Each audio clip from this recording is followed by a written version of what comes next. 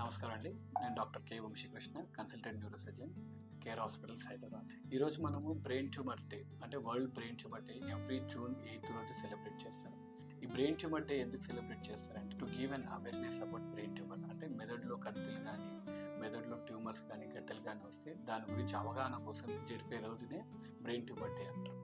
ఈ world brain tumour day 2024కి quotation quote ఏంటంటే బ్రెయిన్ హెల్త్ అండ్ ప్రివెన్షన్ అనేది ఈసారి కోట్. అంటే బ్రెయిన్ హెల్తీగా ఎలా ఉంచుకోవాలి, బ్రెయిన్ ట్యూమర్స్ రాకుండా ఉండడానికి ప్రివెన్షన్ మార్గాలు ఏంటి అనేది మనం చూసుకోవాలి. అసలు బ్రెయిన్ ట్యూమర్స్ ముందుగా ఎందుకు వస్తాయి, దీనికి ఏమైనా రిస్క్ ఫ్యాక్టర్స్ ఉన్నాయి? బ్రెయిన్ ట్యూమర్స్కి అన్లైక్ అదర్ క్యాన్సర్స్ లాగా దీనికి ఏం రిస్క్ ఫ్యాక్టర్స్ ఏమి ఉండవు, వంశపార్యపరంగా వచ్చేటివే. కాకపోతే ఎలా ప్రివెంట్ చేసుకోవాలి అని అంటే ఎప్పుడైనా హెడేక్స్ కానీ ఏమైనా వచ్చినప్పుడు మన సొంతంగా మందులు వాడుకోకుండా న్యూరో ఫిజిషియన్ కానీ న్యూరో సర్జన్ కానీ కలిస్తే దానికి తగ్గట్టు వాళ్ళ జాగ్రత్తలు చెప్పి మందులు ఇవ్వడము, తగినట్టు సూచనలు చెప్తే దాన్ని ఫాలో చేసుకుంటే సరిపోద్ది.